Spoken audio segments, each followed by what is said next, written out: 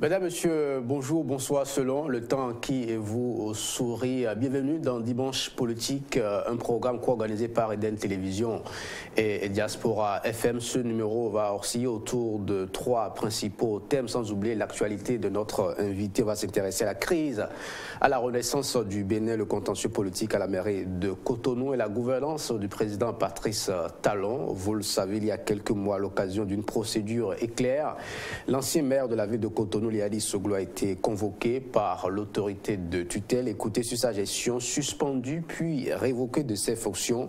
Quelle perception garde ses proches de ces différents événements? Où se trouve aujourd'hui l'ancien homme fort de la mairie de Cotonou, lui qui après son éviction vit les revers très loin de son pays, de la plus grave crise jamais survenue à la renaissance du Bénin, une crise qui perdue faute de jugement définitif. Que fera le camp Liadi au cas où la justice donnerait raison aux dissidents? L'invité de Dimanche Politique nous situera quand James William Gbagidi nous le présentera. Bonjour James William Gbagidi. Bonjour à vous tranquillin, à Kate Benotin, bonjour à tous nos amis téléspectateurs et bien sûr à tous les auditeurs. Dimanche Politique continue de faire de la place aux jeunes justement, mais à des jeunes dont la voix compte. Aujourd'hui, notre invité est né un 7 mars, c'était en 1976 à Cotonou. Il a effectué ses études primaires dans cette ville et aux environs, notamment à Kokotomé. Ses études secondaires se sont achevées par un baccalauréat de série A1 en 1998. Au cours de sa formation universitaire, il obtient en 2003 une maîtrise en droit de l'affaire et carrière judiciaire. En 2009, il suit une formation sur les marchés publics, notamment l'exécution et le suivi des contrats, litiges, contentieux et arbitrages. C'était à La Rochelle, en France. En 2010, il obtient un DESS de retour au Bénin, diplôme d'études supérieures spécialisées en démocratie et bonne gouvernance à la chaire UNESCO. Et puis, il entame un parcours professionnel qui est assez riche. Deuxième secrétaire du comité municipal de Cotonou, chargé de la titrisation des dettes envers les fournisseurs, le personnel et les autres prestataires de la ville. Il était déjà devenu donc agent de la mairie de Cotonou et puis membre de la cellule municipal de contrôle des marchés publics depuis octobre 2011, également chef du département des services juridiques et du contentieux de la mairie, département devenu depuis un service en 2017. Son parcours politique, il l'a effectué essentiellement au sein du parti La Renaissance du Bénin, parti créé par Nicéphore et Rosine Dieudonné Soglo et puis je dirais presque légué à Liadi Vinéon Soglo à une époque donnée. Militant donc du 7e arrondissement, chargé des questions électorales. Il a été élu en 2010, secrétaire exécutif national adjoint à la jeunesse. Pour ceux qui connaissent la Renaissance du Bénin et ceux qui connaissent notre invité, vous aurez reconnu Richard Kwasi Soglo. Bonjour cher ami et merci d'accepter notre invitation. C'est moi qui vous remercie. Bonjour à vous, monsieur Gbagidi, monsieur Tranquillin Pélotin. Bonjour aux auditeurs, à tout le peuple béninois et ceux qui nous suivent depuis l'extérieur. Richard Kwasi Soglo, chef du département des services juridiques et du contentieux durant des années. James William Gbagidi l'a évoqué dans son introduction tout à l'heure quand il vous présentait. Mais avant ça, membre de la commission des affaires domaniales, membre également de la commission d'études et de la délivrance des permis de construire et des permis d'habiter dans la ville de Cotonou et bien d'autres postes que vous avez occupé par le passé. Sans préjudice de votre parcours universitaire, de vos compétences, votre patronyme a-t-il milité en votre faveur dans cette ascension au niveau de la municipalité à une époque où la famille Soglo y régnait en maître? Oui, je vous remercie. Je sais que c'est ce que beaucoup pensent tout bas et je peux vous dire que ce que l'homme vend, c'est dans la tête. Si vous n'avez pas la qualification requise, si vous n'avez pas les prérequis, on ne peut pas vous promouvoir. Ce n'est pas mon patronyme qui a favorisé ma nomination à ces différents postes. Puisque jusqu'aujourd'hui, là où nous sommes, vivant la période d'intérim, le maire intérimaire m'a toujours fait confiance. Les cadres de l'administration m'ont toujours fait confiance. Et je crois que ce que je vends, c'est dans ma tête. Ce sont mes connaissances. Il paraît, Richard Soglo, que travailler au service des affaires domaniales d'une administration décentralisée est une opportunité pour se voir attribuer de nombreuses parcelles, le plus souvent à titre gracieux. Que pouvez-vous nous dire de cette affirmation, vous qui avez travaillé dans ce domaine-là durant des années? Non, connaissant l'organisation de la mairie, la commission des affaires domaniales n'est pas le service des affaires domaniales. La commission des affaires domaniales, dans le temps, était un organe consultatif du maire, donc dépendait du maire, qui contrôlait quand même les procédures à suivre pour les diverses questions d'urbanisation. Et aussi, cela peut aborder des questions contentieuses. Le service des affaires domaniales, je n'ai jamais voulu travailler là. Est-ce parce que on me l'a proposé, il y a des parcelles? Je peux vous dire qu'on me l'a proposé 2 fois. La seconde fois, vous pouvez demander à Brice Tchaoum, même s'il est de l'autre côté aujourd'hui, il vous dira que c'est suite à des sondages que les gens ont voulu, la plupart des agents ont voulu que ce soit moi. Et j'ai refusé. J'ai refusé parce qu'on dira tout de suite que je suis à ce poste pour pouvoir servir les Adi Soglo ou les Soglo. Donc j'ai refusé, malgré tout ce qu'on a dit. Donc ça engage ceux qui sont dans ce domaine et qui puissent s'attribuer des parcelles parce que ça va vous rattraper. Donc je n'ai jamais vraiment travaillé dans le service. J'ai été membre de la commission au début de la mandature, de la première mandature. Voilà. Quelle expérience en avez-vous tiré en étant membre de cette commission? Non, la plus grande expérience que j'ai tirée, c'est plutôt au service juridique. Parce que plus de 95% des contentieux que nous avons portent sur le foncier. Donc, vous verrez les contentieux de recasement naturellement, les revendications de droits de propriété, les actions en annulation d'actes pris par le maire et bien d'autres choses. Donc c'est quand même une expérience enrichissante que j'ai eue. Ça m'a permis de parcourir les différents codes que nous avons, enfin les différents tests que nous avions dans le temps avant l'avènement du code foncier et domanial qui a été encore, disons, un peu modifié. Donc je peux vous dire que en 2003, au début, il y avait beaucoup plus de litiges domaniaux, parce que vous pouvez avoir une seule parcelle qui, comme par hasard, peut avoir 2 actes.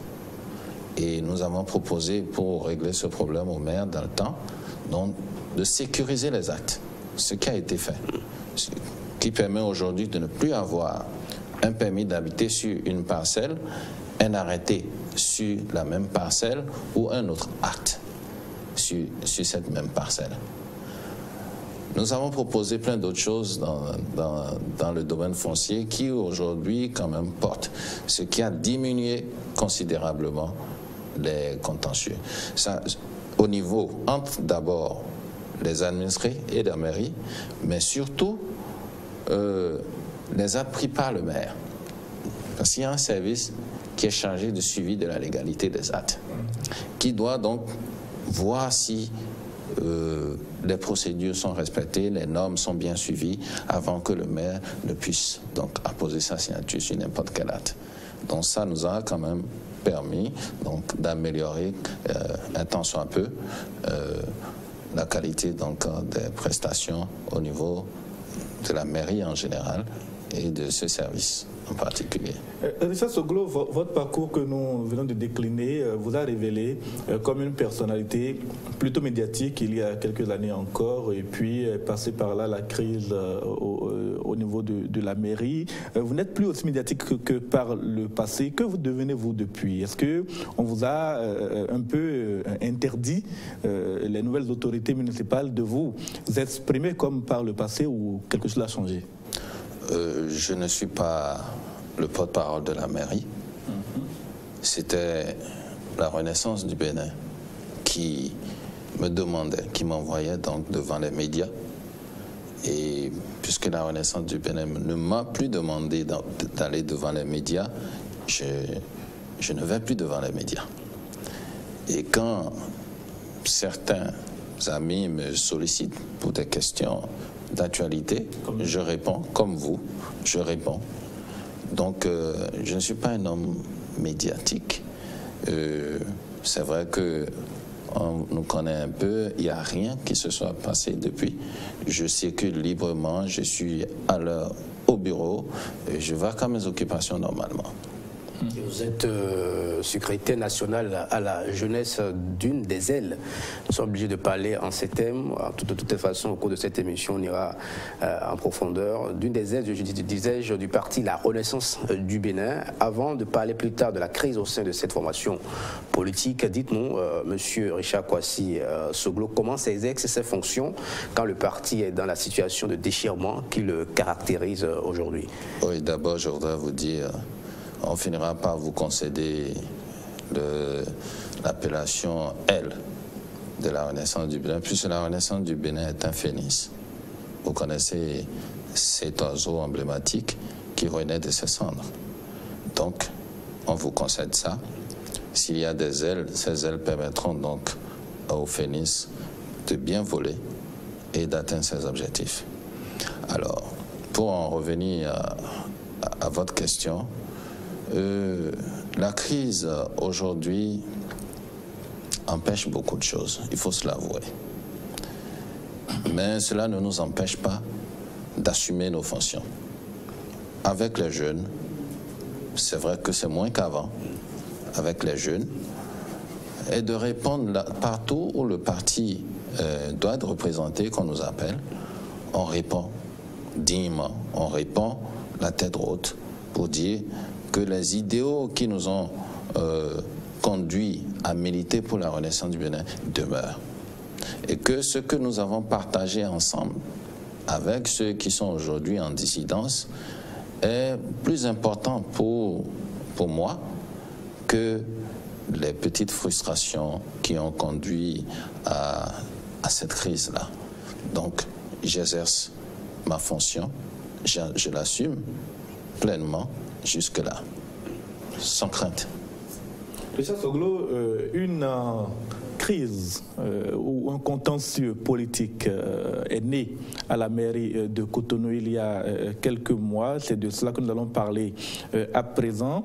À l'occasion d'une procédure éclair, tranquille, Akat Benotin le disait, le maire de Cotonou à l'époque, Léadi Vinéon Soglo, a été entendu par l'autorité préfectorale de cette époque-là, et d'ailleurs ce qu'il est toujours actuellement, suspendu de ses fonctions, révoqué. Tout ça s'est passé très rapidement. Quelle perception gardez-vous de ces événements aujourd'hui? Vous en avez parlé par le passé, mais on aimerait savoir ce qui a évolué. Oui, je vous remercie de revenir sur cette question qui est toujours d'actualité. Je ne vacille pas, je ne varie pas.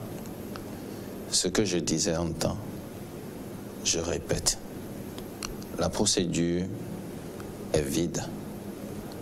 Les motifs pour lesquels le maire Léadi a été suspendu puis révoqué, les motifs ne sont pas du tout valables. Les motifs sont ailleurs. Et une fois, heureusement, j'ai écouté le préfet sur une des chaînes de la place, une chaîne radio, qui disait qu'en fait, que le maire ne respecte pas le chef de l'État. Donc, les raisons sont ailleurs. Pourtant, il y avait bien sûr des arguments qui avaient été avancés, comme relatifs à la mauvaise gestion. Les 10 questions. Normalement, vous savez, dans une administration publique, on doit se fonder sur des faits avérés. Il y a eu des audits qui sont passés chaque fois à la mairie. Au moins en une année, on a 1 ou 2 audits. Cette fois-ci, on en a eu 4. Dès l'avènement du régime Talon. On en a eu 4. 4 en 10 mois. Et ces 4 n'ont rien reproché à Léadi Soglo. Même le cabinet Deloitte, le cabinet français Deloitte, dont les recommandations ont été prises comme étant, disons, des fautes de Léadi Soglo, disait simplement qu'il y a eu incinération de valeurs inactives. C'est ça qui a fondé véritablement la procédure qui a abouti, enfin, qui s'est soldée par la suspension de Léadi Soglo. Et on a expliqué, le receveur percepteur, qui est le comptable du maire, nommé par le ministre des Finances, en Conseil des ministres, a expliqué les raisons pour lesquelles il a demandé l'autorisation à l'ordonnateur de bien vouloir lui permettre de procéder à l'incinération de ces valeurs. Les valeurs inactives, c'est quoi? Ce sont les timbres, ce sont les tickets qu'on place. Et chaque année, pour éviter la fraude, on change de couleur à ces valeurs-là pour que les gens ne les utilisent pas dans l'année N+1. Alors, pour pouvoir faire la place aux nouveaux tickets, aux nouvelles valeurs, il faut donc incinérer les anciennes valeurs. Il a été reproché au maire d'avoir autorisé l'incinération alors que le délai nécessaire pour que cette incinération se fasse n'avait pas encore été atteint. Non. Ces incinérations se faisaient périodiquement. Les documents qui ne doivent pas, les documents comptables qui ne doivent pas être incinérés avant au moins 10 ans sont à part. Si vous connaissez bien les règles financières, les financiers vous diront les documents comptables qui retracent l'ensemble des opérations effectuées en dépenses, en recettes. Ces documents doivent être conservés pendant un temps donné. Mais les tickets valeurs, les tickets qu'on place dans les marchés, les timbres qu'on prend pour la certification des actes, ce ne sont pas des documents comptables. Donc c'est deux choses différentes. Totalement. De fait, la résidence du maire, de l'ex-maire de la ville de Cotonou a été perquisitionnée dans la foulée de son audition. Savez-vous ce que recherchait la police à son domicile? Non, je ne sais pas. Parce que connaissant Léadi Soglo, l'essentiel est dans son bureau. Il n'amenait pas de documents administratifs à la maison comme ça. S'il amène des parapheurs, c'est juste pour travailler, les ramener. Donc je ne sais pas vraiment. Que vous a-t-il dit à ce sujet? Est-ce qu'il a opiné sur ça auprès de vous? Non, non. Ils n'ont rien trouvé. C'est ce qu'il m'a dit. Depuis quelques mois maintenant, donc, Léadi Soglo a disparu des radars, on ne le voit plus. Est-ce que vous savez pourquoi il a décidé, disons, de prendre la poudre d'escampette? Il n'a pas pris la poudre d'escampette. Il n'a même pas voulu partir. Et nous lui avons conseillé de ne pas rester là. Parce que... Vous vous déclarez complice d'un délit de fuite? Non, il n'était pas recherché. Il n'était pas recherché. S'il était recherché, c'est autre chose. Il n'était pas recherché. La perquisition n'équivaut pas à l'arrestation. Donc il n'était pas recherché. Il n'y avait même pas une convocation. Pourquoi fuir alors s'il y a juste une perquisition? Vous savez, lorsque on remonte à 2018 et vous voyez le député Atao, le sort qui lui a été réservé alors que lui, il jouit de l'immunité parlementaire, alors que le maire, aucun maire n'en jouit, vous verrez très bien ce qui se serait passé avec Léadi Soglo. Léadi Soglo n'avait rien à se reprocher, donc pourquoi? C'est ceux qui ont des choses à se reprocher qui partent. Atao a un gros dossier concernant les faux médicaments. Et récemment encore, pour son emprisonnement, c'est un dossier de flagrant délit qui a été brandi. Et oui, nous sommes dans un pays de droit. Nous sommes dans un pays de droit. On le dit. Mais est-ce que la pratique, c'est ça? Si on suit le code de procédure pénale, d'abord la Constitution. Est-ce que le député en pleine session peut être arrêté et mis et placé sous mandat de dépôt? Nous sommes dans un pays de droit. On l'a pris en France. Il s'agit d'un dossier de flagrant délit. Vous savez ce qu'on appelle flagrant délit? Est-ce qu'on est en train de crier aux voleurs? Est-ce que les actes mis à sa charge ont été posés tout de suite là, maintenant? Non. On lui reproche quelque chose qui n'est pas avéré encore. Et si c'est en instruction, quand même appliquons ce que nous savons accepter nous-mêmes comme loi de la République. On vous dit, quel que soit le cas, qu'en session, il faut nécessairement d'abord l'autorisation du bureau de l'Assemblée, à défaut donc de l'autorisation de la levée de l'immunité parlementaire. Ni la levée, ni l'autorisation. Et le juge des libertés a bien dit qu'à défaut de l'obtention de l'autorisation du bureau de l'Assemblée nationale, il ne peut pas ordonner sa mise sous mandat de dépôt.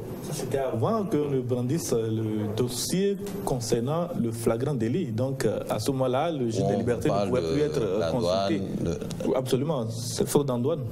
Allez voir encore ce dossier. Je ne voudrais pas. Il y a ce qu'on peut reprocher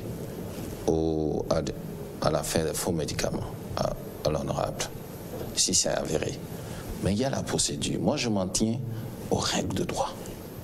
Et je dis qu'on ne devrait pas, on n'a pas besoin de ça. Le Bénin, comme on dit, est un pays de paix. Moi, j'oppose souvent à la méchanceté l'amour. J'oppose à l'aigreur le sourire. On a besoin de ça pour se construire. Vous avez vu, dans les grandes démocraties, cela se passait ainsi. Vous avez entendu Trump, le Tony Trump, président des États-Unis, poursuivre ses opposants. Pourtant, il y en a. Non, on n'a pas besoin. Ils n'ont peut-être pas commis les actes pour lesquels on a recherché et arrêté un député. Quand on veut, on peut. De toute façon, l'honorable Attaur Enro, il a ses avocats qui seront appréciés, qui sont au front justement pour sa cause. Où se trouve, vous êtes très proche de Liali Soglo, où se trouve-t-il aujourd'hui et à quoi s'occupe-t-il concrètement? Je peux vous dire que la dernière position connue que j'ai, c'est la France. Ça, tout le monde le sait. Donc, je crois qu'il est toujours là-bas parce que moi, je ne lui demande pas où il est. Et parce que quand il partait, je ne savais pas. Mais sur les réseaux sociaux... Vous avez dit tout à l'heure que vous lui avez conseillé... Quand je dis non, c'est pas partir. C'est pas Richard Soglo. Je dis non, je parle d'un ensemble. Donc, la position connue, la dernière position connue, c'est la France. Et je ne lui demande pas ce qu'il fait, parce que c'est via les réseaux sociaux qu'on s'écrit. Donc, je peux vous l'avouer, ce n'est que ça. Je ne sais pas actuellement où il est. Il ne vous dit pas que le pays lui manque, il n'a pas envie de rentrer, il rentre quand? Quand on me demande ça, je dis il finira par rentrer. Ceux qui sont partis sont revenus. C'est son pays, il finira par rentrer. Et vous voyez, c'est pour ça que moi, en tant que pratiquant bouddhiste, je prie 2 fois pour le président Talon et Liadi Soglo. Parce que 2 fois par jour au moins. Parce que si vous connaissiez les deux, vous n'imaginerez jamais ce qui se passe aujourd'hui. On ne peut pas avoir été si amis, frères, et être si ennemis aujourd'hui. Donc je prie pour les deux. Et que la paix revienne. Est-ce que vous pouvez nous faire le point des démarches qui ont été entamées par Liadi Soglo après sa révocation pour retrouver l'intégralité de ses fonctions, pour revenir dans son poste de maire, parce que quand même il a le droit de formuler des recours et de prendre des mesures? Oui, exactement. Quand vous parliez de contentieux politique, je pensais que c'était le procès RB. Mais par rapport à la révocation, il y a un recours devant la Cour suprême qui est en instruction. Et nous attendons donc la fin pour aller devant la haute juridiction pour être situé. Donc Léadi Soglo a saisi les juridictions compétentes pour pouvoir donc se voir rendre. Le temps de la justice long? Oui, principalement par rapport au procès RB, je trouve ça vraiment surréaliste parce que voilà un dossier qui a suivi son cours normal, qui a été mis en délibéré pour jugement rendu, je crois, c'était en novembre. Et on a renvoyé une fois, on a renvoyé deux fois. Et puis, on apprend qu'il y a un magistrat qui a disparu de la formation parce que son épouse aurait été nommée, je crois, aux États-Unis et qu'il a rejoint. Mais depuis, le tribunal n'a pas procédé à son remplacement. Mais pourtant, les grèves sont terminées, la justice suit son cours, des décisions sont rendues tous les jours, des audiences publiques ont lieu tous les jours, mais ce procès est mis entre parenthèses. C'est ça là que je trouve surréaliste. Léadi Débaké s'est installé pour un pouvoir intérimaire avec le premier adjoint au maire, Isidore Nyonfon. Quel regard portez-vous sur sa gestion? D'abord, je voudrais vous dire que le choix de M. Nyonfon, Isidore, comme premier adjoint au maire, n'était pas anodin. Parce que c'est un homme qui connaît l'administration locale et qui connaît également l'administration nationale.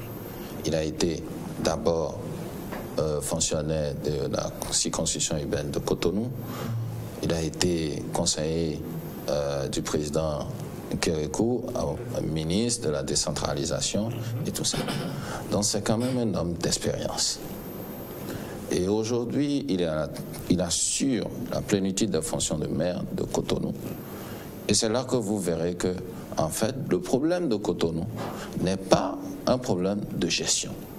C'est un problème de ressources. Parce que l'autonomie financière proclamée n'est pas respectée par l'État.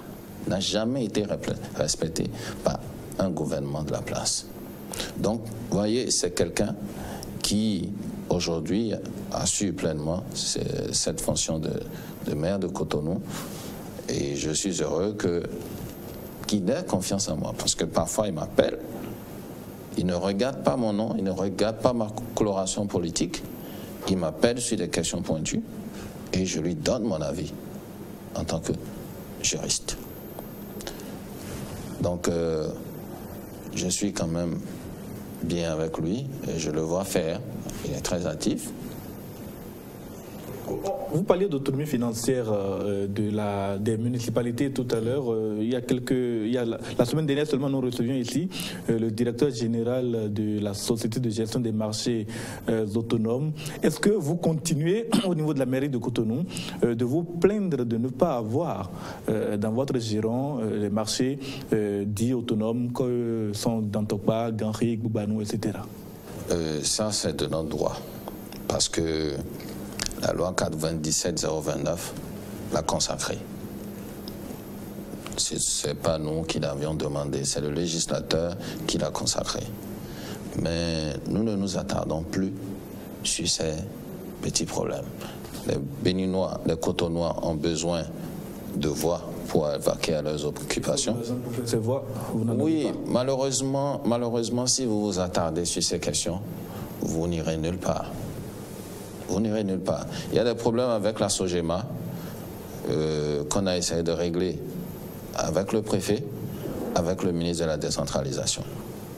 Et ces deux autorités ont quand même apporté un véritable plus à ce qui se posait comme problème. nous avons quand même évolué par rapport à ça. Donc, on ne s'attarde plus sur la propriété ou la gestion des marchés sous tutelle de la SOGEMA aujourd'hui. Il se dit que le mécontentement des agents de la mairie suivi de manifestations contre le maire intérimaire est un coup politique de l'IAD Soglo pour revenir aux affaires. Que répondez-vous à cette allégation?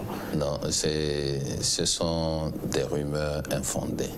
Ce sont des allégations fausses. C'est dans la tête de ceux qui l'avancent. L'IAD Soglo, je peux vous le dire, n'est ni de près ni de loin mêlé à ça.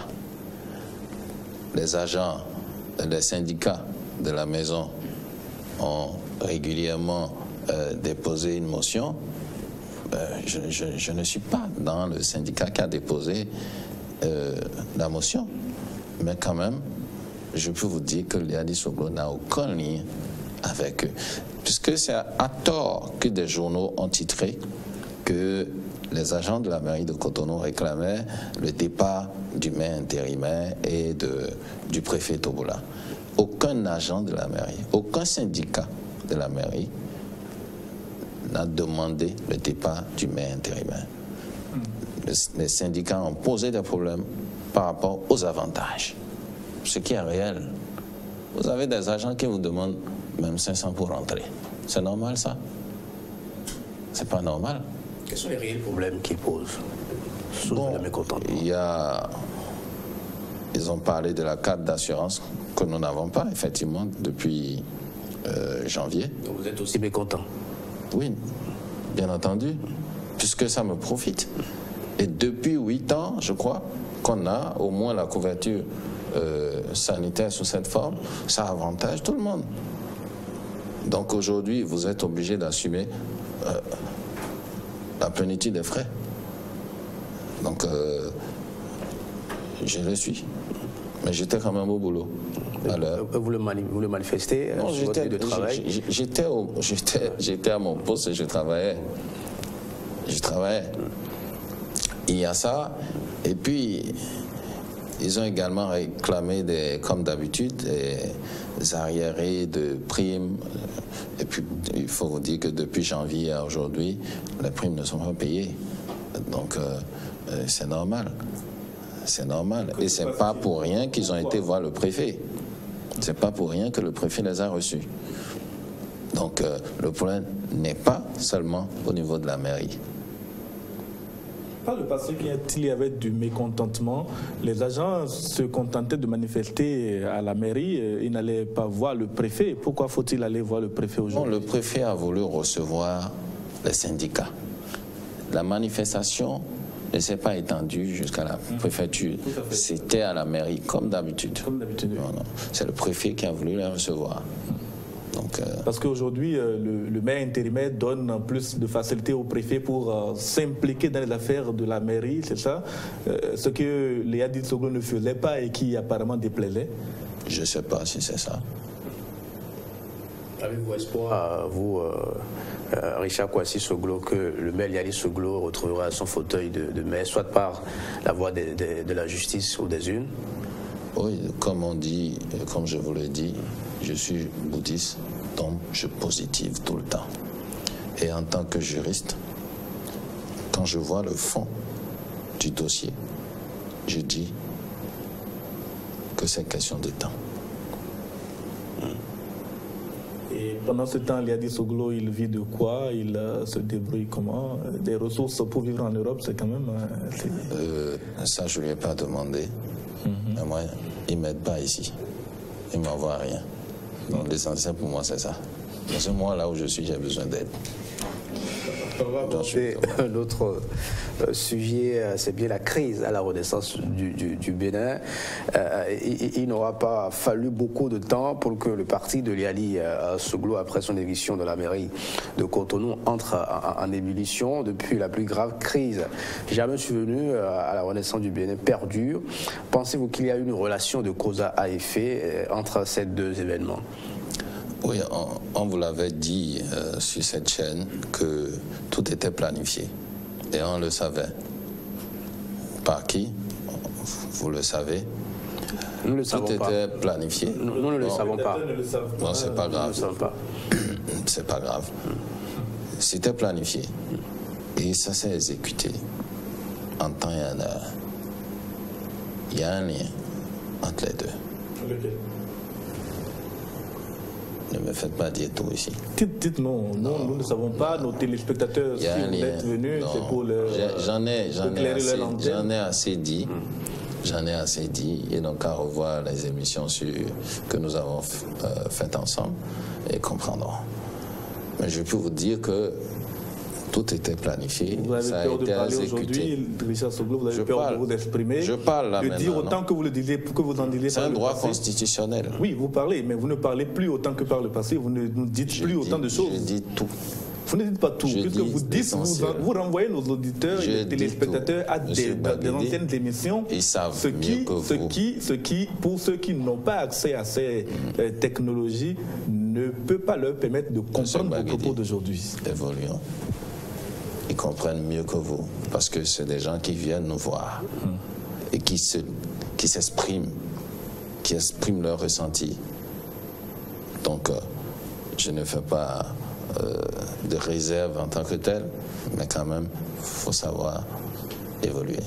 Et vous avez, au début de cette crise, pris farouchement la défense de Liali Vinayon Soglo, mais pouvez-vous contester que le président de la Renaissance du Bénin, on lui donne encore le titre, faisait une gestion cavalier solitaire du parti? C'est en tout cas ce que lui reprochaient les dissidents. Oui, c'est ce qui a avancé. Pour nous qui sommes de l'intérieur, qui assistons à certaines séances avec ceux qui sont aujourd'hui en dissidence, je dis, il n'y a pas de gestion cavalière. Il y a une phrase que Liali Soglo prononçait souvent, il faut voir le SEN. Le SEN, c'est qui? C'est Lucas Tropo.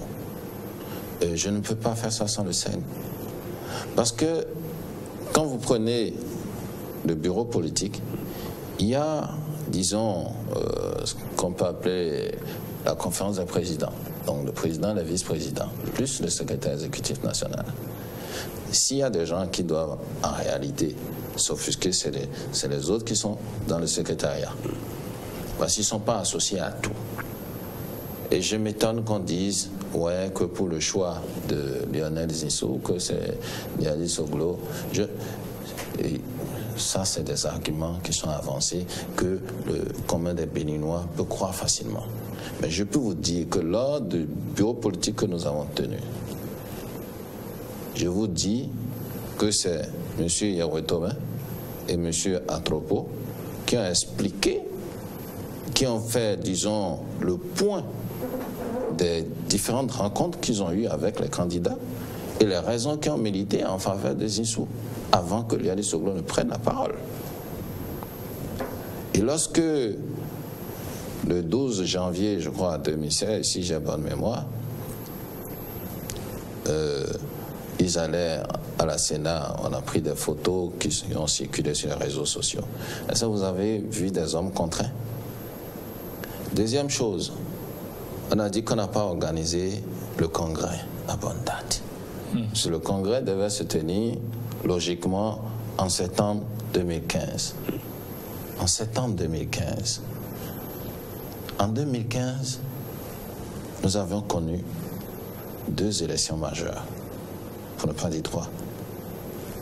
Il y a les élections locales, communales et municipales, et les élections législatives. Et à Cotonou, je disais que c'était une présidentielle. Parce que tout le monde nous donnait pour mort. Et le combat venait même de l'intérieur.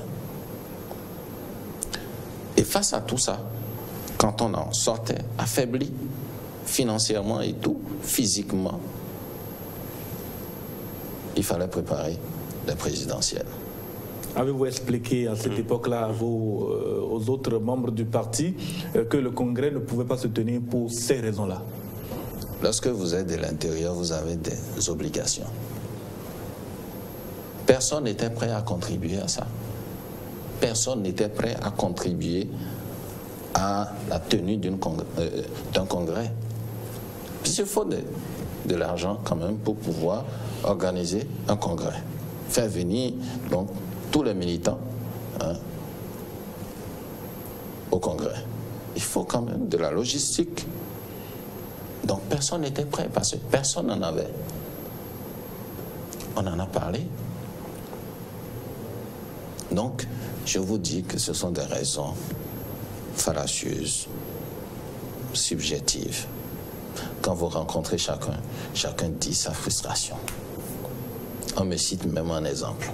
Mais moi, je leur donne un exemple de sagesse. Parce qu'ils vous diront, oui, Richard, c'est l'exemple même de la mauvaise gestion des ressources humaines par les Alice Soglo. Ok.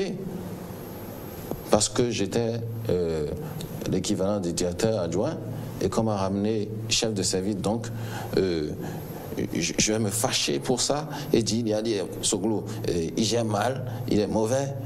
Non, il y a eu des réformes à la mairie où le poste de chef de département a disparu. On ne m'a pas pris comme directeur adjoint ni directeur. Le monde ne s'arrête pas là. C'est pour ça, moi, je leur donne des leçons de sagesse. Parce que si vous restez ensemble, vous faites beaucoup de choses ensemble pendant des années et que vous n'arrivez pas, entre adultes, à vous entendre, c'est un échec pour vous tous. Donc c'est un échec pour nous tous. Parce qu'il y a des gens, on vous dira, oui, c'est les Soglo, c'est les Soglo. Mais tous ceux qui disent ça, ils ont des titres ronflants, mais ils ne portent pas le patronyme Soglo. Député ici, maire là, ministre, ici et ça, chef d'arrondissement, mais ils ne sont pas Soglo. Ils ne portent pas, aucun d'eux ne porte le patronyme Soglo. Et moi qui suis Soglo, on m'a proposé une fois pour être député. J'ai été suppléant de Mme Zinoré en 2011. À part ça, quel Soglo il y a aujourd'hui à un poste électif ou à un poste fonctionnel qui puis faire ombrage aux autres qui ne portent pas le patronyme Soglo? Il y en a eu par le passé, non? Lesquels? Serge Trinité Soglo, CA13. CA13, mais c'est un bon militant. C'est un mérite. À part ça, il y a qui? Alors que vous savez très bien que si on prend la collectivité Soglo, il y a des milliers de personnes dans cette collectivité, et pas des moindres. Donc on pouvait quand même dire, ok, vous êtes Soglo, on vous met là, vous êtes Soglo, vous êtes là. Mais c'est pas ça. Vous avez tout à l'heure tout le temps parlé de sagesse et tout. Est-ce qu'elle règne vraiment au sein de votre parti, la Renaissance du Bénin? Parce qu'on sait qu'à chaque présidentielle, vous ne formez pas un bloc autour d'un candidat. Les dépositaires du parti, je vais parler du président Nicéphore Dieudonné Soglo et son épouse soutiennent un candidat. Les alliés s'alignent derrière un autre. Ganiou Soglo également va dans un autre sens. Et chaque fois, il y a cette cacophonie que vous organisez lors des présidentielles. Ne pensez-vous pas que le véritable problème tire sa source à partir de là? Non, quand vous dites chaque fois, c'est pas vrai. C'est arrivé en 2016. C'est arrivé en 2016. Oui, en 2016, mais bien avant ça. Bien avant ça, non. En 2016 seulement.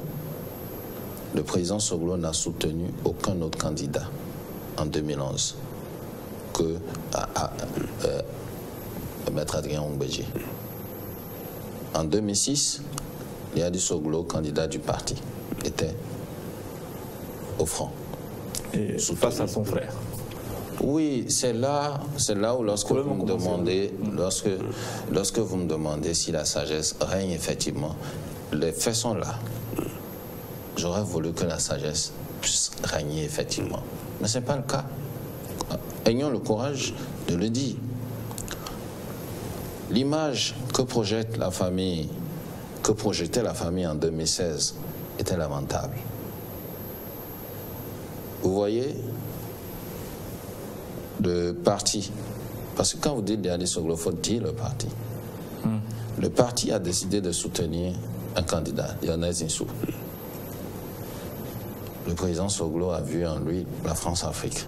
Pourquoi ne pas avoir consulté le président Soglo avant de faire un choix aussi important? Je peux vous dire, d'après ce que je sais, que le président Soglo a été consulté. Mais il n'était pas d'accord. Il n'était d'accord ni pour Zinsou, ni pour Talon, ni pour Adjavan, ni pour Koupaki, ni pour ABT. Mais finalement, on l'a vu travailler. Il aurait peut-être voulu que Léadi soit candidat lui-même. Si j'étais à la place de Léadi Soglo, c'est ce que j'aurais fait après consultation de mon bureau politique. Mais ça n'a pas été le cas. Ça n'a pas été le cas. Donc je dis que c'est seulement en 2016 que c'est arrivé. Donc le président Soglo a été consulté, mais n'avait pas de candidat. Et c'est lorsque le candidat du parti a été révélé, la position du parti a été révélée, qu'il a dit, bon, si c'est ça, je prends mon fils. Son fils dont il parlait, c'était Patrice Talon. Et il a œuvré contre nous. Et je l'ai dit entre les deux tours sur une émission que c'est le bâton qui va casser le parti, ça. Tout ce qui s'est passé là, que ça aidera pas à casser le parti. J'aurais souhaité ne pas dire ça, mais c'était tellement plus fort que moi. Et c'est ça qui se passe aujourd'hui. Vous reconnaissez que les problèmes du parti viennent de la famille. De la famille même. Non. Parce que la famille, le parti a été patrimonialisé pratiquement par les non, je dirais pères, que la mère. La famille a une part de responsabilité. Très grosse part. Très grosse part. Ça, je le reconnais. Parce que c'est ce que les militants aussi ont suivi. Beaucoup de militants n'ont pas suivi le mot d'ordre du parti. Ils le regrettent aujourd'hui, avec tout ce qui se passe au sein de la Renaissance du Bénin. Ils le regrettent amèrement. Et je reconnais que la famille a une part de responsabilité. Mais la base également appelait de manière, disons, émotionnelle à aller vers un candidat. Or, la politique n'est pas émotionnelle. La politique est rationnelle, elle doit être rationnelle. C'est-à-dire que vous devez fonctionner dans l'objectivité. Et la plupart des militants n'arrivent pas à cultiver cette objectivité-là pour pouvoir opérer des choix vraiment durables, des choix justes. Donc il fallait à un moment donné qu'on le fasse pour eux. Et ils n'ont pas suivi. Les dissidents gagnent du terrain, ils organisent des activités, ils font passer des communiqués avec l'effigie, avec le logo du parti et se rapprochent de plus en plus du pouvoir en place. Quel est votre regard sur ce rapprochement? Ils ne se rapprochent pas de plus en plus, ils étaient déjà trop proches pour se rapprocher davantage. Ça ne m'émeut pas du tout. Qu'on fasse des communiqués, qu'on fasse des activités avec le logo, ça ne m'émeut pas. Ce qui me retient, ce n'est que la décision du tribunal de Cotonou qui tarde. Ils peuvent faire 1000 communiqués par jour. Ils peuvent dire tout ce qu'ils veulent sur les réseaux sociaux. Ce n'est pas un problème. Vous avez vu la dernière sortie que nous avons organisée avec les parents au Majestic à Kadjaoum. Vous lirez l'enthousiasme vrai. Vous avez eu la réponse. Vous avez eu la réponse à cette sortie. Le lendemain, il y a eu les sages du plateau d'Abomey qui ont répondu à votre conversation. Vous lirez de l'émotion sur les visages des militants. Ils étaient très contents. Ce n'est pas, oui, vous avez quelque chose à gagner. Non, ils voulaient ça. Il fallait être dans la salle pour voir comment les gens étaient vraiment contents, enthousiastes. Et la réponse dont vous parlez, on a dit sages. Est-ce que vous pensez que des sages parlent comme ça? Vous pensez? Et vous avez vu une fois... Le président Soglo, il se dit aussi sage, mais il parle beaucoup. Il parle beaucoup, justement. Oui. Presque de la même manière. Non, pas de la même manière. Pas du tout. Mais il parle. Quand vous suivez, c'est vrai qu'il y a des mots forts que le président Soglo prononce, Et ce que beaucoup ne savent pas, même si son fils était au pouvoir, qui ne faisait pas, il va le critiquer. Il fait des critiques. Et c'est un homme qui est libre dans sa tête. J'aurais voulu, parce que moi, quand j'en ai l'occasion, je lui dis, ah, papa, vous ne pouvez pas dire ça là. Ah, il ne faut pas que cela sorte de votre bouche. Vous êtes le dernier recours. On dit, on est nombreux à le dire. M. Joël Goudonou et d'autres, on le dit. Pour que, quand même, l'amour que les gens ont pour le président Soglo, la considération que les gens ont pour le président Soglo ne se rôde pas de son propre fait. On le dit. Mais les sages d'Abomey,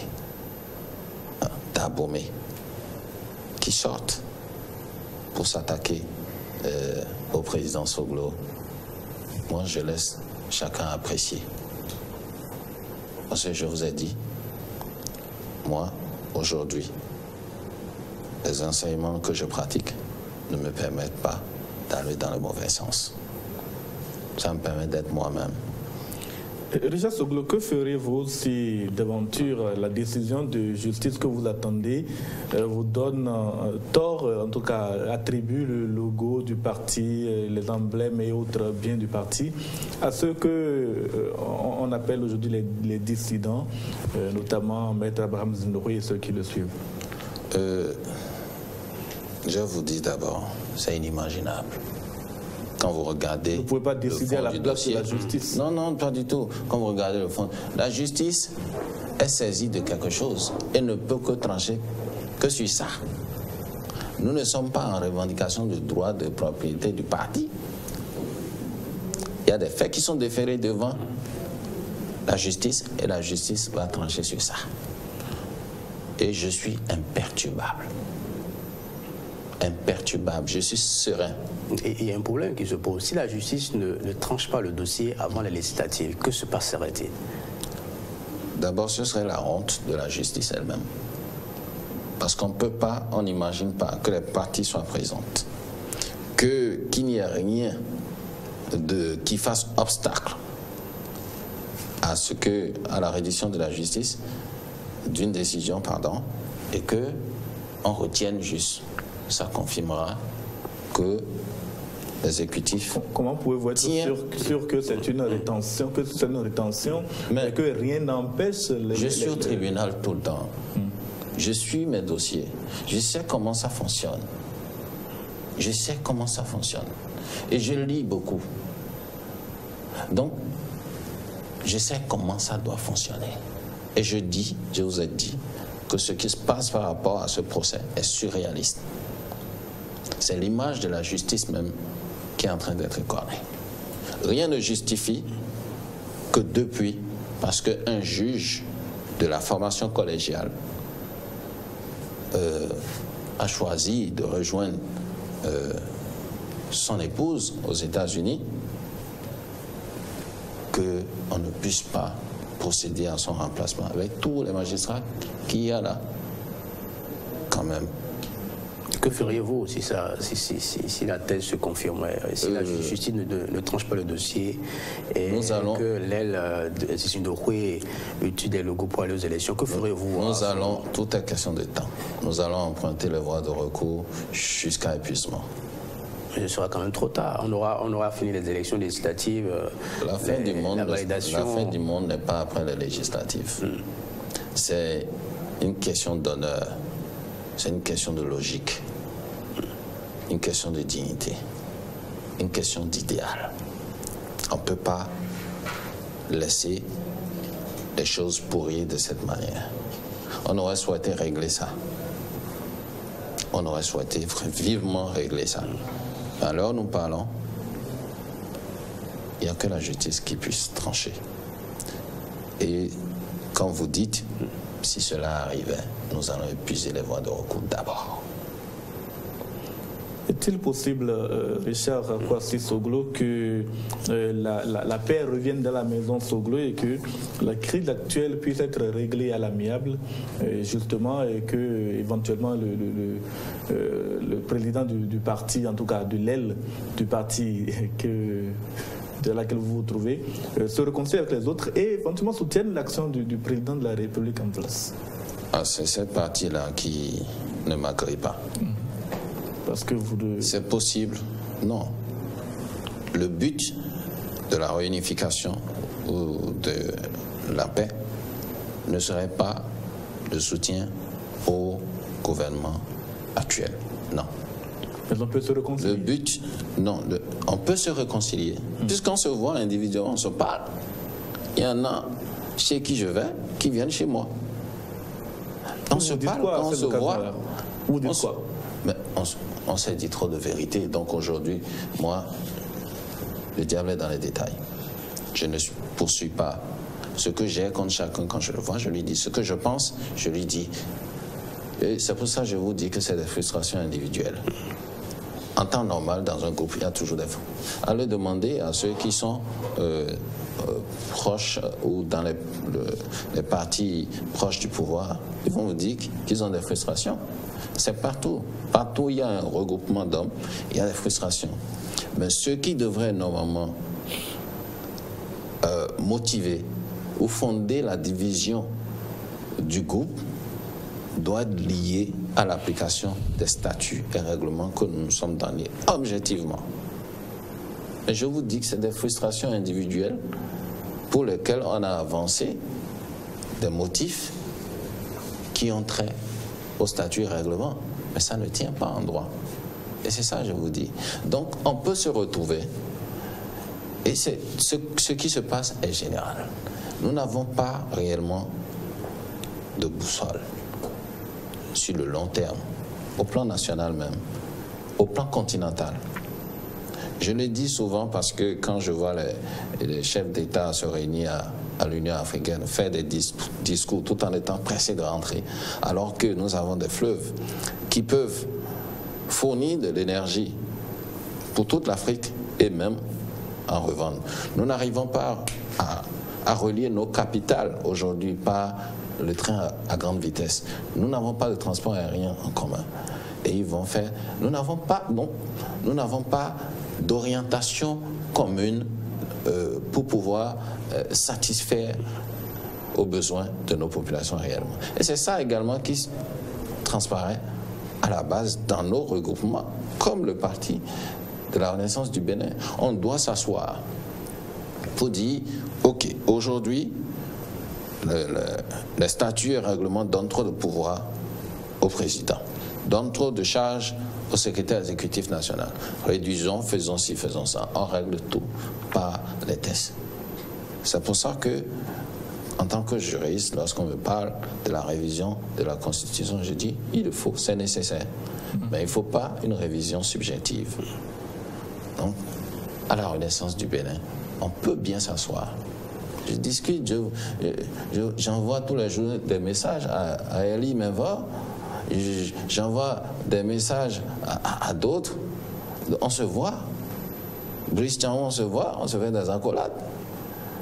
J'ai vu, pas plus tard qu'hier, une autre membre Nangezo, hier, on s'est fait des accolades. Je vous ai dit, je suis pratiquant bouddhiste. Je suis positif. Et l'homme qui est devant moi, les enseignements prescrivent que c'est celui avec qui tu dois faire.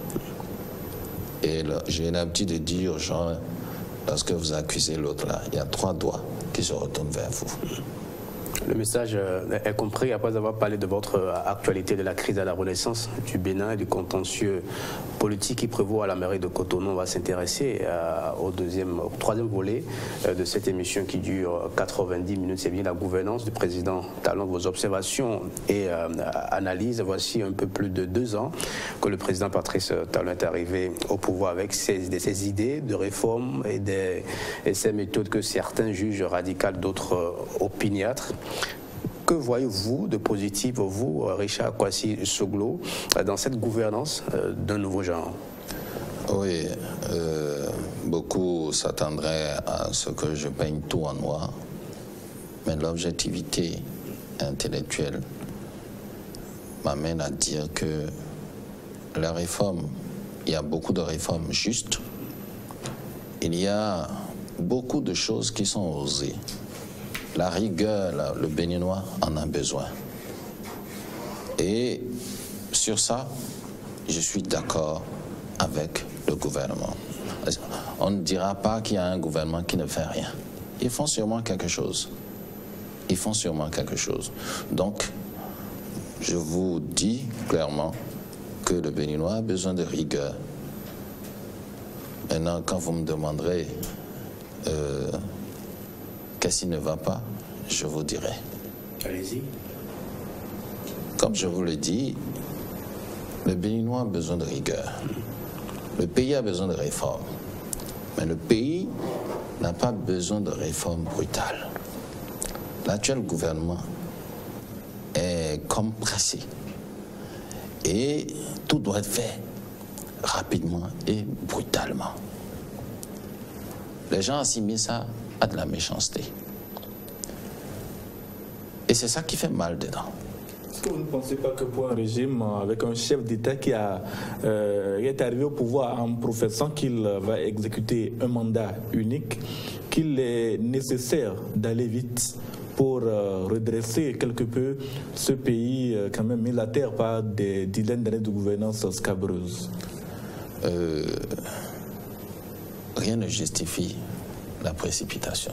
Vous pouvez poser les fondations justes pour que l'édifice soit bien solide. Mais vous n'êtes pas obligé de terminer l'édifice.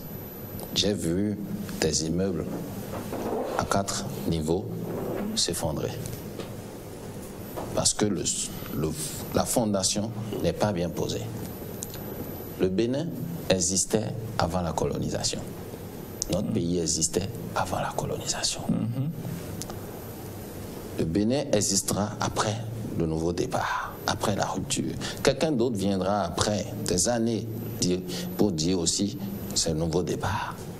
Quelqu'un d'autre viendra encore pour dire la rupture. Quelqu'un d'autre viendra pour dire changement. Donc rien ne presse. Ce qui doit normalement être, qui doit motiver le gouvernement actuel, c'est les bonnes bases qu'il faut poser.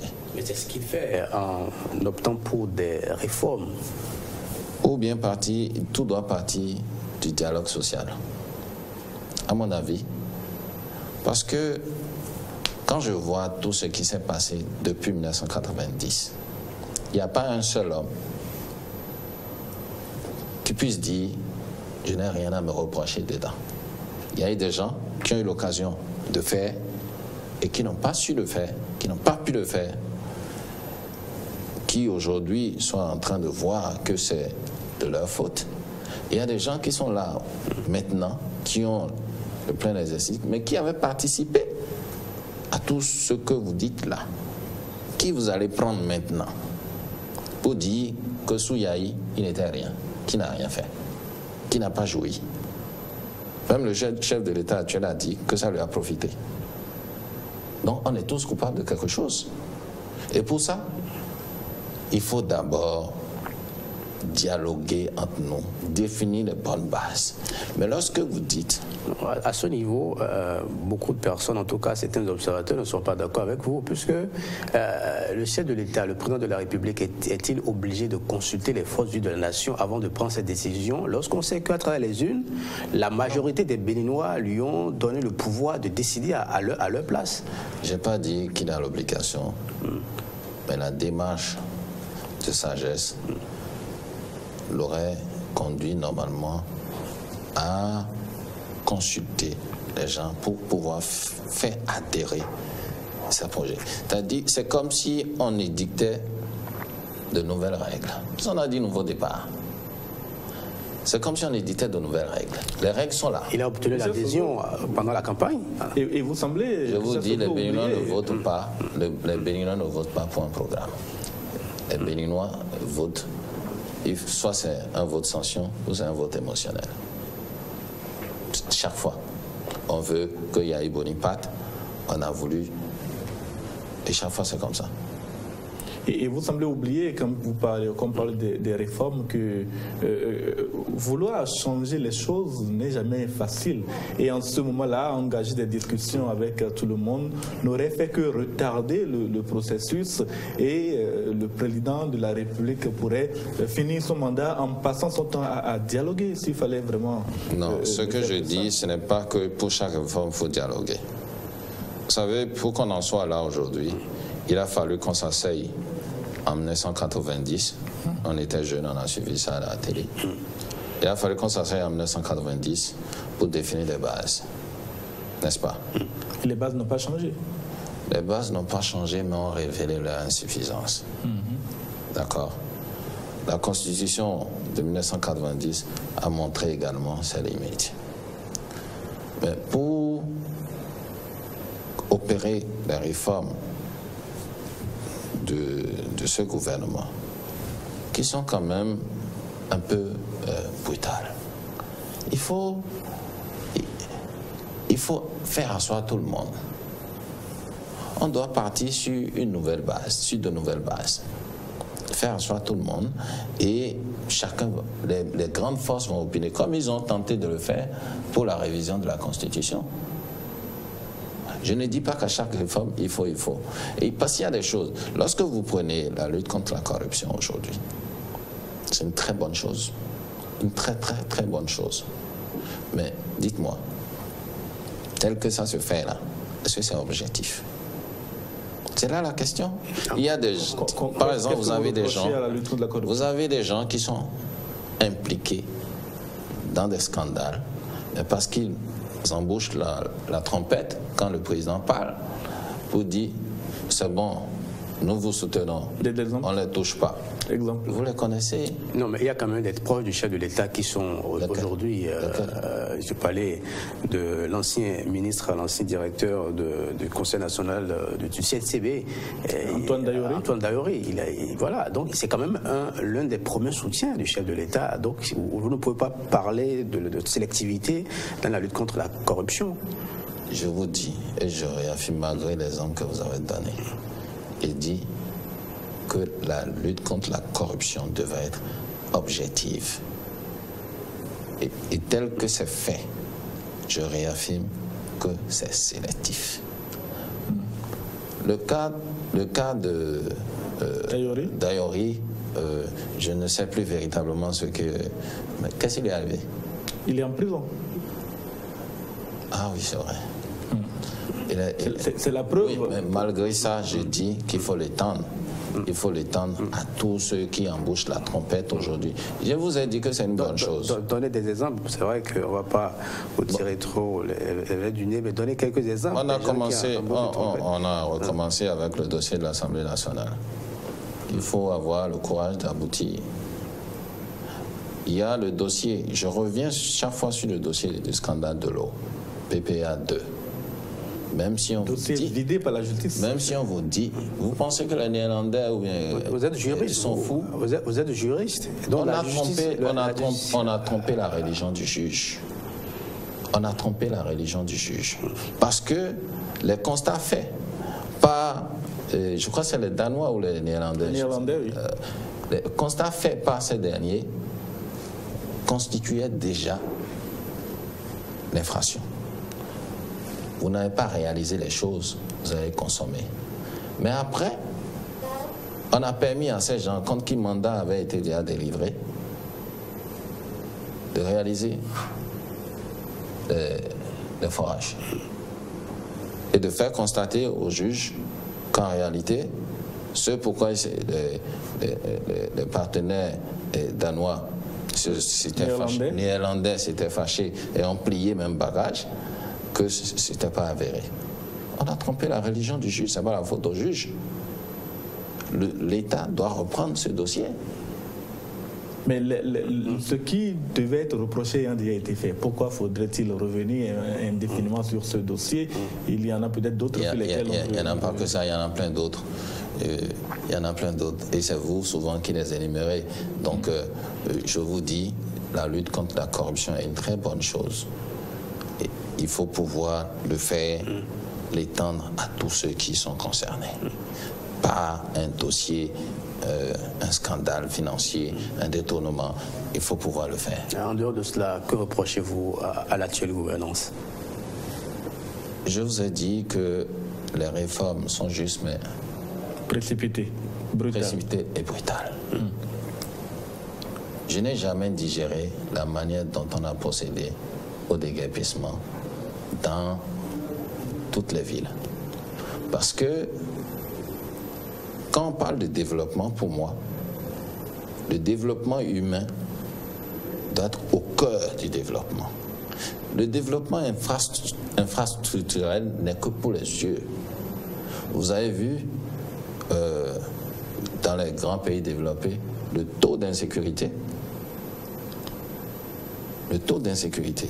Donc, c'est les Chinois qui ont raison en disant que d'ici 2030 ou 2050, que 20%, ils font le milliard, 20% des Chinois seront multimillionnaires en dollars. Et pourquoi est-ce que nous, en Afrique, au Bénin, on ne peut pas se faire ce défi-là? Et on ne fait pas de compensation. On ne propose rien et puis on détruit. L'occupation anarchique du domaine public. Que la mairie a soutenu d'ailleurs, parce que non, c'est pas soutenu, ça existait. Nous avons commencé les déguerpissements avant l'arrivée de ce régime. Nous avons toujours fait. Et dans le temps, vous perceviez des tasses, je ne sais pas. Lorsque vous occupez de fait ou de droit, vous savez que c'est illégal et vous perceviez des tasses? Le fait n'est pas dans l'illégalité ou non. Lorsque vous payez des tasses, vous gênez celui qui doit passer. Vous payez des tasses pour ça.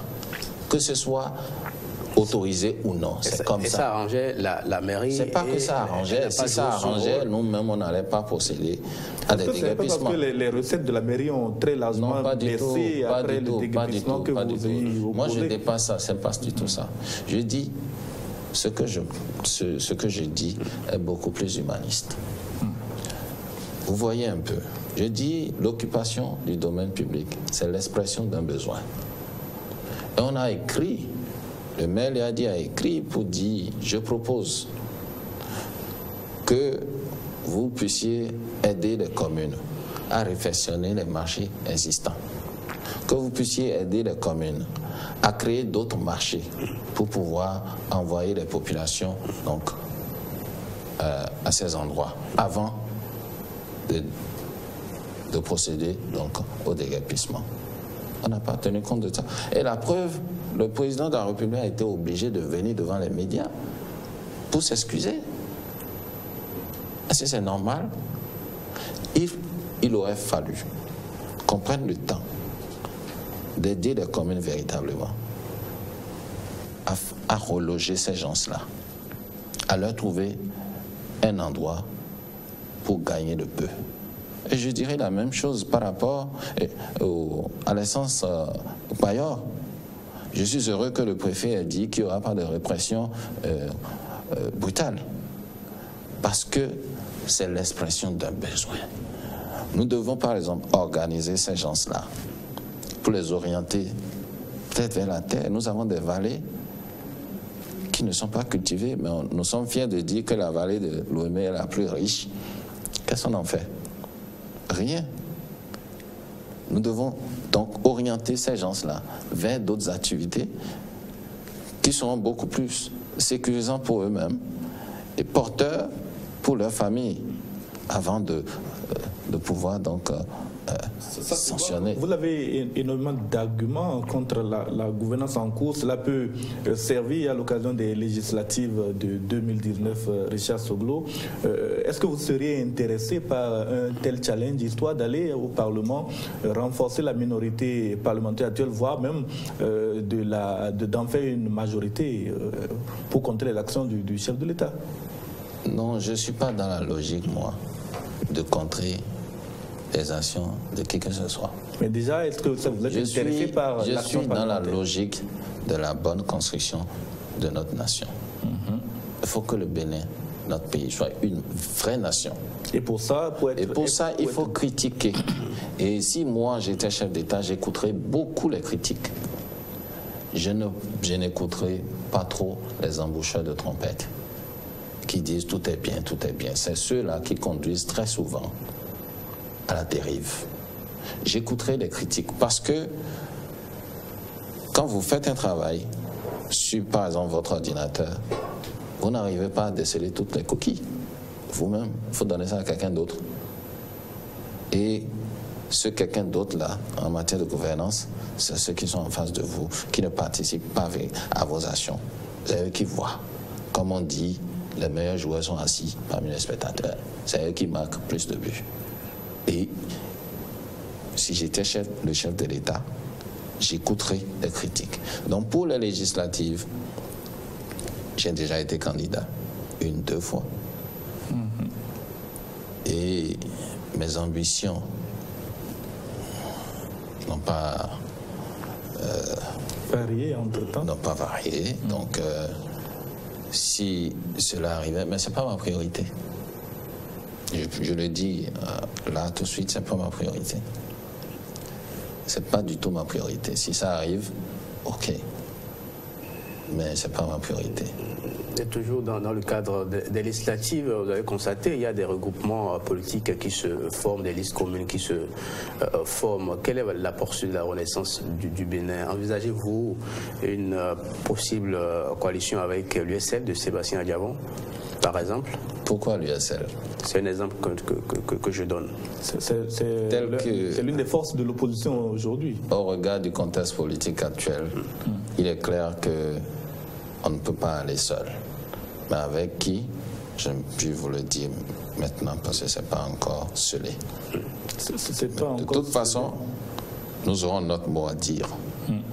Nous allons participer, c'est notre pays, c'est notre droit donc de participer, nous allons participer. Et je vous le répète, ce n'est pas pour bloquer les actions de qui que ce soit.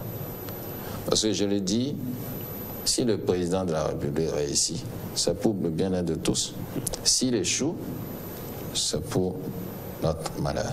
Et je ne souhaite pas le malheur pour nous. Et c'est ce que je disais. Je dis, si les gouvernants, les gouvernements précédents et même l'actuel aidaient les communes, et principalement la commune de Cotonou, à réaliser tout ce qu'elle devrait faire, parce que les gens vont venir, ils vont dire, ah, le président travaille, ils ne diront pas le maire. Parce qu'il faut rester là pour savoir que c'est le maire, c'est la mairie qui fait. Donc, il faut souhaiter le meilleur pour chaque gouvernant, l'élimination parfaite pour pouvoir opérer dans le sens de la satisfaction réelle des populations qui aujourd'hui, vous le savez, se plaignent beaucoup. Oui, justement, un petit mot, Richard Soglo, de la rencontre de Djefa. Vous vous souvenez certainement où le président Nicéphore Soglo s'est retrouvé avec d'autres leaders politiques. Mais est-ce qu'il n'est pas temps qu'en sa qualité d'ancien président de la République, Nicéphore Soglo prenne de la hauteur et se pose plutôt en garant sage au-dessus d'une classe politique qui est en perpétuelle agitation? D'abord, je n'étais pas à Djefa, je n'ai pas pu. Et le président Soglo, comme je vous le dis, est un homme libre dans sa tête. Et quand il prend une position, c'est difficile de le faire changer d'avis. Aujourd'hui, il fait partie des leaders de l'opposition. Oui, mais à son sens, lui ne se voit pas opposant. Il voit qu'il y a des choses qui sont mal faites et il dénonce. Les gens l'appellent et il réagit. Il réagit. Lui ne se considère pas comme opposant. Parce que, je le dis et les gens le disent, sans le président Soglo, je ne suis pas sûr que le président Talon aurait pu obtenir le score qu'il a obtenu dans le zoo. Parce que le président Soglo, il nous a combattus sérieusement. Il était là-bas et nous aussi on y était. Mais dès qu'il passe que vous venez, vous savez ce que les gens disaient? Papa Gbé. Donc c'est papa qui a dit. Papa a dit non. Et on ne nous suivait pas. Donc il ne peut pas avoir fait ça et puis se considérer comme opposant. Il est critique de tout. Il est critique. Et même si son fils était président, il le ferait. Il est comme ça. Richard Kwasi Soglo, les téléspectateurs de l'Inde Télévision, les auditeurs de Diaspora FM qui nous suivent actuellement et qui nous suivront en différé, en streaming sur notre chaîne YouTube, nous en voudrons aussi. Nous ne nous interrogeons pas sur un certain nombre de dispositions de nouveaux codes électoraux, là-bas projet, bien entendu, et qui passera bientôt sur la table des honorables députés à l'Assemblée nationale, notamment la question du quitus fiscal, qui est un élément important dans le dossier de ceux-là qui ont aux élections, les candidats aux législatives, un quitus fiscal qui sera délivré exclusivement par le DG, c'est-à-dire le directeur général des impôts. Ne créez-vous pas de risque d'exclusion de certains candidats? C'est à bon droit que les gens ont réagi de cette manière. Il faut effectivement que les gens payent leurs impôts. Il faut que, avant de participer, vous puissiez quand même justifier donc des impôts que vous payez, de votre part, de votre contribution. C'est pour ça qu'on appelle les gens contribuables. Mais vouloir que le DG, le directeur général des impôts, soit le seul à délivrer ce quitus, rien ne justifie ça. C'est là où vous payez qu'on vous donne le quitus. Imaginez, j'ai ma résidence à Parakou, le DG est ici. Quand est-ce que je vais payer, lui faire parvenir le récépissé et obtenir le quitus? Il y a un risque d'exclusion et ce n'est pas juste. Pas du tout. Des dispositions devraient être prises pour que ceux qui seront candidats puissent obtenir plus facilement ce document. Tant est-il que les impôts sont payés, on est dans un pays où les réseaux sociaux fonctionnent, où Internet fonctionne, où les nouvelles technologies sont en bonne marche. Tout ce dont vous avez parlé là ne sont pas encore d'application. Ce qui est d'application là, utilisons ça. C'est-à-dire, si j'ai besoin de payer mes impôts fonciers, je vais au champ de foire, je paye. Je vais à Kwakwa, je paye. Je vais à Sikekoji, je paye. C'est là où je peux. Et si pour les législatives, si je n'ai pas payé parce que les technologies ne sont pas en fonction, donc je peux aller aux élections sans payer mes impôts, sans avoir payé? Non, si vous ne justifiez pas, on dit c'est l'agence qui est proche de vous, créée par l'État, dont le responsable est nommé par le même État, qui délivre. C'est la proximité, non? Nous avons quitté l'État unitaire pour aller à l'État décentralisé et tout, non? Pourquoi est-ce qu'on veut recentraliser certaines choses? C'est subjectif. Ça ne peut pas. Et c'est pour ça que moi je ris.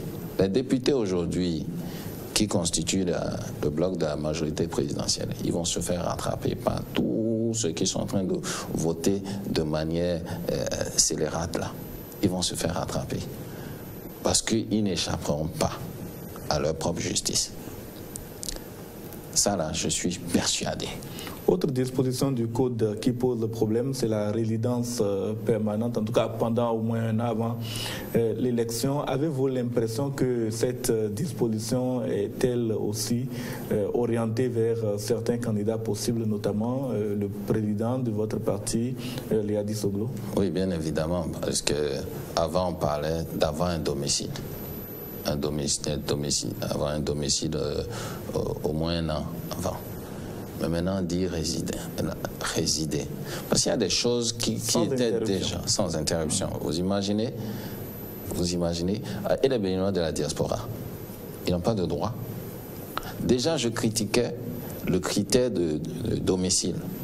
Parce qu'il y a des Béninois de la diaspora qui, quand même, contribuent énormément au développement du pays.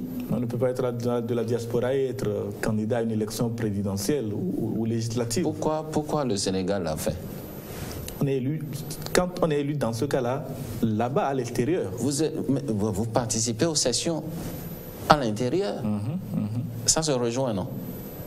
Donc il n'y a pas de fermeture contre des Béninois vivant à l'étranger. Contre des Sénégalais plutôt vivant à l'étranger. Pourquoi est-ce qu'on va fermer, nous, contre des Béninois vivant à l'étranger? On évolue comme ça? C'est pas juste. Il faudrait que cela soit retiré. Il faut qu'on puisse faire des choses pour que demain, demain, ceux qui vont utiliser ces tests-là n'aient pas à redimensionner encore. Faut-il retirer cette disposition, Richard Soglo, ou simplement permettre que les Béninois de l'extérieur puissent voter également entre eux? Il faut ouvrir, rien ne gêne. Aujourd'hui, on n'a pas de députés de l'extérieur. Il faut permettre à ceux qui contribuent également au développement du pays depuis l'extérieur de pouvoir dire leur mot. Ça ne gêne en rien. Absolument.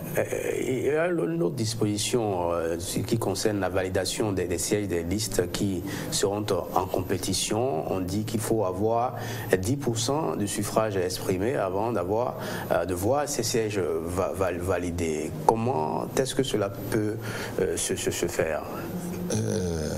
Je ne sais pas comment est-ce que ça peut se faire. Parce que c'est ceux qui ont avancé ça qui pourront justifier. Mais j'ai dit ça, tout ça là, c'est des dispositions qui excluent. Mais ça, c'est pour obliger les partis à se regrouper et à travailler sur le terrain. Non, nous avons opté pour le multipartisme intégral. Il faut qu'on soit dans cette logique, qu'on respecte la Constitution. Avec 250 partis politiques dans le pays. Justement, vous voyez, c'est la charte des partis politiques, puisqu'il y a ça aussi qui est... il y a cette réforme qui est en vue. 250 partis politiques, c'est trop pour un pays comme le Bénin. Mais la loi portant charte politique de 2001, on n'a pas encore fini de l'appliquer. Hein.